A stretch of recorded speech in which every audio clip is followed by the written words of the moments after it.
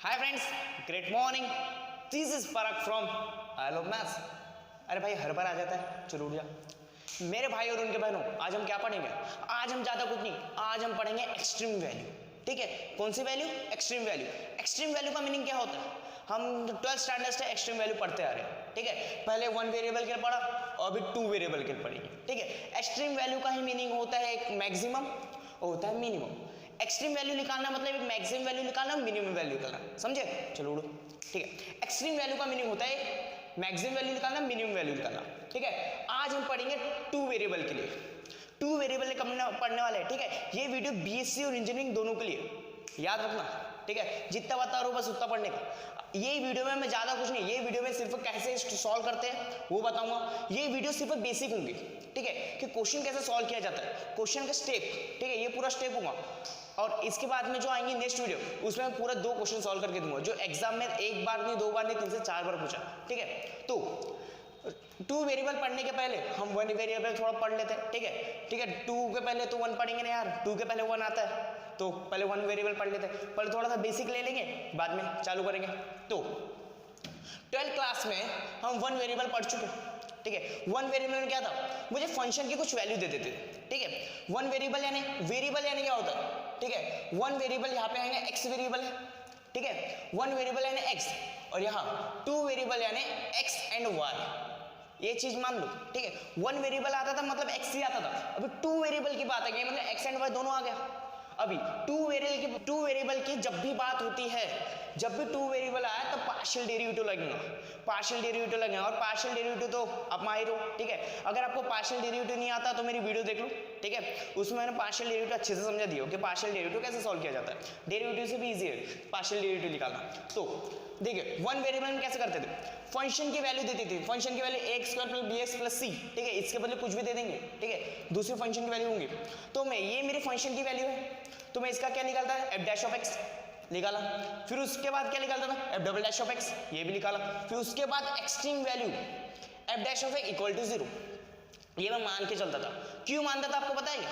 क्यों होता था? क्यों f dash of x equal to 0 मैं मान के चलता था? देखो, मैक्सिमम वैल्यू निकालना, मिनिमम वैल्यू निकालना मतलब क्या? ठीक है, ये मेरा ग्राफ है, समझो ये मेरी मैक्सिमम वैल्यू है, ये मेरी मिनिमम वैल्यू है। ठीक है, ये मैक्सिमम वैल्यू है और ये मेरी मिनिमम वैल्यू है। देखो दोनों जा रही है अपोजिट डायरेक्शन, दोनों एक दूसरे के क्या है? पैरेलल है।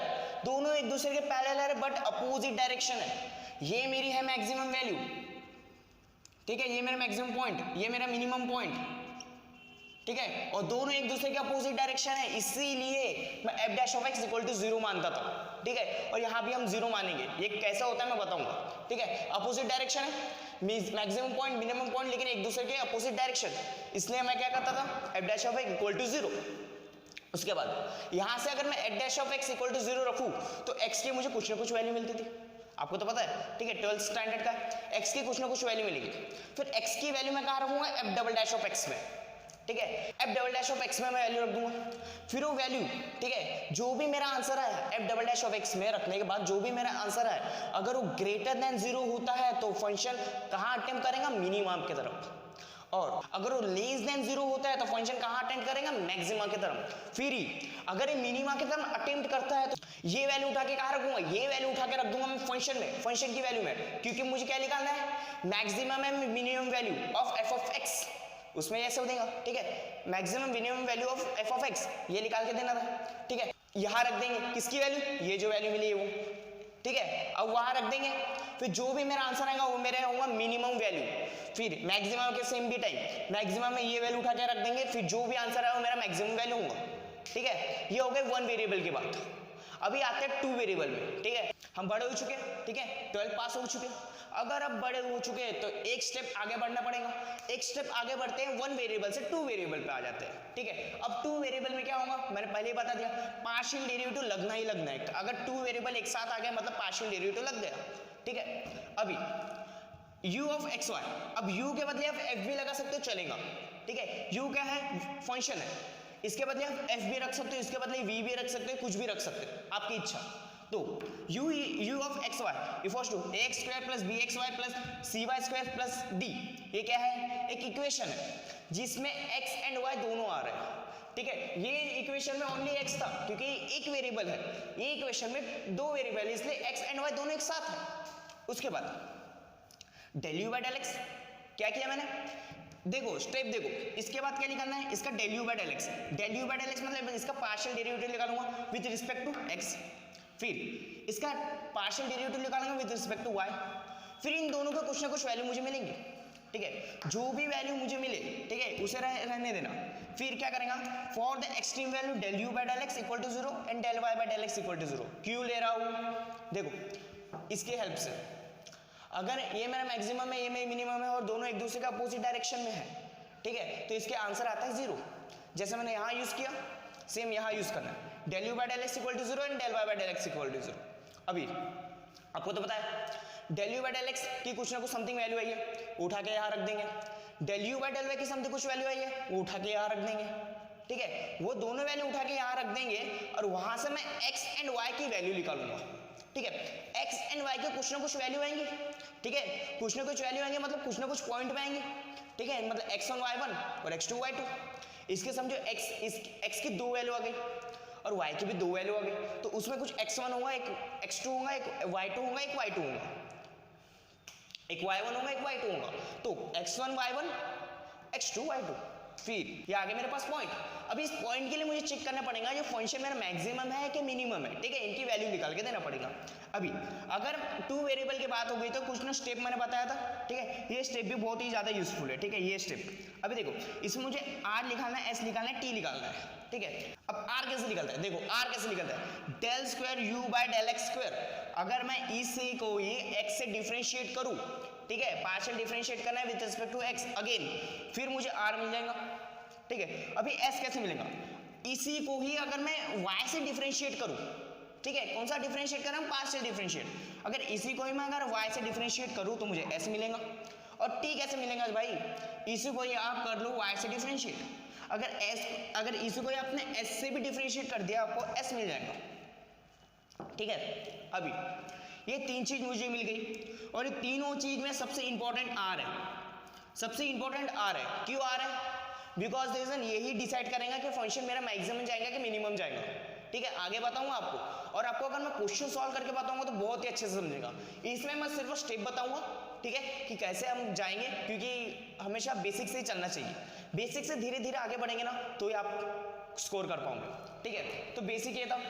अभी देखो, अभी देखिए ये चार प्रॉपर्टीज है, ठीक है, ये चार प्रॉपर्टीज में क्या होती है, देखो इफ अगर rt minus x square is greater than 0, देखो मैक्सिमम है कि मिनिमम है उसको निकालने का एक फॉर्मूला होता है rt माइनस एक्स स्क्वायर, ठीक है, ये आपको करना पड़ेगा, और उसमें भी rt की वैल्यू इस पॉइंट के लिए भी चेक करना, r की वैल्यू और इस पॉइंट के लिए भी चेक करेंगे, ठीक है, और दोनों के लिए इसमें भी और ये इधर और ये इधर, ठीक है, दोनों पॉइंट के लिए ये वैल्यू लिख लेंगे, ठीक है। अभी rt माइनस एक्स स्क्वायर निकालेंगे, अगर मैं पॉइंट के लिए लूँ एट अ पॉइंट दिस के लिए मुझे rt माइनस एक्स स्क्वायर चाहिए, तो मुझे r की वैल्यू मिलेंगे, s की वैल्यू मिलेंगे, t की वैल्यू मिलेंगी, वो वैल्यू इधर पुट करेंगे, ठीक है। rt माइनस एक्स स्क्वायर, अगर मेरा rt minus x square is greater than 0 होता है, अगर मेरा rt minus x square is greater than 0 होता है और r भी मेरा ग्रेटर देन 0 होगा, ठीक है, rt माइनस एक्स स्क्वायर और r मेरा ग्रेटर देन 0 होता है, देन ठीक है, तो मेरा फंक्शन अटेम्प्ट मिनिमा, ठीक है, अगर r इज ग्रेटर देन 0, ठीक है, r is greater than 0 and rt minus x square is also greater than 0, तो मेरा फंक्शन क्या करेगा, मिनिमा की तरफ अटेम्प्ट करेगा, ठीक है, मिनिमा की तरफ मेरा फंक्शन अटेम्प्ट कर देगा। फिर क्या करेंगे, अगर फंक्शन में मिनिमा की तरफ अटेम्प्ट कर रहा है, ठीक है, मिनिमम वैल्यू की तरफ अटेम्प्ट कर रहा है, मतलब किस पॉइंट के लिए अटेम्प्ट किया, अगर इस पॉइंट के लिए अटेम्प्ट किया तो ये जो पॉइंट होंगे, ये पॉइंट को मैं जो मेरी इक्वेशन है यहाँ रख दूंगा, ये मेरी x की वैल्यू, मेरे y की वैल्यू, जहाँ x दिख रहा है x की वैल्यू रखो, जहाँ y दिख रहा है y की वैल्यू रखो, वो आपकी मिनिमम वैल्यू, ठीक है, समझा, बहुत ईजी था। सेम केस, अगर rt minus x square is greater than 0 and r is less than 0, ठीक है, rt minus x square is greater than 0 and r is less than 0, तो फंक्शन अटेम्प्ट मैक्सिमा, ठीक है, मतलब इस दोनों से आपको तो एक चीज समझ आ गई होंगी, क्या, अगर r इज ग्रेटर देन 0 होता है तो फंक्शन मेरा मिनिमा की तरफ अटेम्प्ट करता है, अगर r इज लेस देन 0 होता है तो फंक्शन मेरा मिनिमा की तरफ अटेम्प्ट करता है, ठीक है, लेकिन rt minus x square is always greater than 0 चाहिए, ठीक है। ये क्या होगा, अगर आर मेरे लेस देन 0 होगा तो फंक्शन मेरा मैक्सिमा की तरफ अटेंड करेगा, ठीक है। तो समझो ये मेरा मैक्सिमम पॉइंट है, इस पॉइंट के लिए अगर मैं आर की वैल्यू निकाला, ठीक है, इस पॉइंट के लिए आर की वैल्यू निकाला और आर की वैल्यू लेस देन 0 आ गई, ठीक है, 0 से छोटी आ गई, मतलब समझो वो वैल्यू कुछ निगेटिव आ गई, -2 आ गया, ठीक है। तो ये क्या है, आर मेरा क्या है, लेस देन 0 है, ये लेस देन 0 है, लेकिन are t minus x square is greater than 0 है, समझो ये 5 आ गया और ये -2 आ गया, तो r t minus x square is greater than 0 and r is less than 0, तो फंक्शन अटेम्प्ट मेरा कहाँ करेगा, मैक्सिमम वैल्यू की तरफ। तो ठीक है, अब ये पॉइंट है, इस पॉइंट के लिए मैक्सिमम वैल्यू की तरफ अटेम्प्ट कर रहा है, मतलब ये पॉइंट मैं उठा के कहाँ रख दूंगा, फंक्शन की तरफ। जैसे ये मेरी वन वेरिएबल के लिए भी वैल्यू आई थी, ठीक है, ये अटेम्प्ट कर रहा था मिनिमा की तरफ, तो ये वैल्यू उठा के मैंने फंक्शन में रख दिया। सेम वैसे ये पॉइंट उठा के मैं फंक्शन में रख दूंगा, या एक फंक्शन की बात हो रही थी, तो ये वैल्यू जो होंगी एक्स की वैल्यू होंगी, ये उठा के यहाँ एक्स की जगह रख देना, ये एक्स एंड वाई दोनों की वैल्यू है, तो ये उठा के हम यहाँ रख देंगे, समझा। फिर are t minus x square is less than 0, अगर r t minus x square is less than 0 हुआ तो function is not extreme value, तो फंक्शन की एक्सट्रीम वैल्यू निकल ही नहीं सकती। एक्सट्रीम वैल्यू नहीं निकल सकती मतलब मैक्सिमम वैल्यू और मिनिमम वैल्यू नहीं निकल सकती, ये उसका बोलना है, ठीक है। तो x and y is a saddle point, x and y saddle point हो गए, ठीक है। सैडल का मीनिंग एक टाइप का मैक्सिमम ही होता है, लेकिन मैथमेटिक्स में कुछ अलग है। इज ए सैडल पॉइंट, ये एक सैडल पॉइंट कहलाएंगे, ठीक है, और इसकी एक्सट्रीम वैल्यू नहीं निकल सकती, ठीक है। समझो मुझे दो पॉइंट मिले, ठीक है, एक पॉइंट मेरा सैडल पॉइंट हुआ, एक पॉइंट का मुझे कुछ आंसर ही नहीं मिल रहा है, ठीक है, एक्सट्रीम वैल्यू नहीं मिल सकती क्योंकि ये सैडल पॉइंट है। तो इसी पॉइंट के लिए मैं मैक्सिमम वैल्यू भी निकालूंगा और इसी पॉइंट के लिए मैं मिनिमम वैल्यू भी निकालूंगा।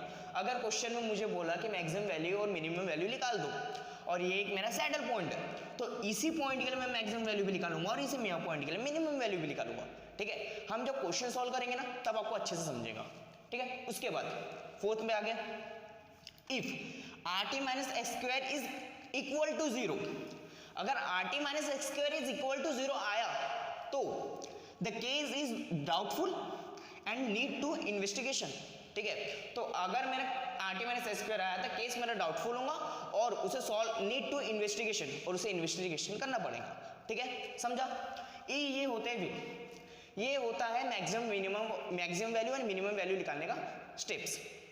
आई थिंक आपको ये समझा होगा, ठीक है। आई थिंक आपको ये अच्छे से अंडरस्टैंड हो गया होगा क्योंकि आप मैथमेटिक्स के स्टूडेंट हो, आपका माइंड तो बहुत ही शार्प है, मुझे पता है, ठीक है। ये आपको बहुत ही अच्छे से समझा होगा कि कैसे मैं मैक्सिमम वैल्यू और मिनिमम वैल्यू निकालूं with the help of two variable. इसकी जो नेक्स्ट वीडियो आएंगी इसमें मैं मैक्सिमम वैल्यू और मिनिमम वैल्यू के क्वेश्चन कैसे सॉल्व किया जाता है, ठीक है, 2 क्वेश्चन सॉल्व करके दूंगा, ठीक है, और जो क्वेश्चन एग्जाम में ज्यादा है, ठीक है, जैसे कि विंटर के 14 में, समर के 19 में जो क्वेश्चन एग्जाम में ज्यादा पूछे वो क्वेश्चन आपको सॉल्व करके दूंगा, ठीक है। और गारंटी देता हूँ अगर मैं जितना भी पढ़ाऊंगा अगर आप उतना पढ़े तो आप पेपर आउट ऑफ सॉल्व कर सकते हो, बिकॉज द रीजन मैं लास्ट 10 ईयर्स के क्वेश्चन पेपर निकालता हूँ, उसकी स्टडी करता हूँ, जो क्वेश्चन एग्जाम में आया ना वो क्वेश्चन पढ़ के जाता हूँ। बिकॉज द रीजन यूनिवर्सिटी वाले क्या करते हैं पता है क्या, पिछले 10 साल के अंदर में जो भी क्वेश्चन आते हैं ना घुमा फिरा के वही देते हैं, ठीक है। तो अगर मैं 10 साल का क्वेश्चन पेपर निकालूं, उसकी स्टडी करूं तो मेरा पूरा सिलेबस भी कवर हो जाएगा, ठीक है, पूरा सिलेबस भी पढ़ के हो जाएगा और साथ ही में मेरा पेपर भी आउट ऑफ सॉल्व हो जाएगा, ठीक है। तो आई थिंक आपको ये वीडियो अच्छी लगी तो मेरे चैनल को सब्सक्राइब कर देना, फॉलो कर देना और बेल आइकन को जरूर क्लिक करना। Thank you.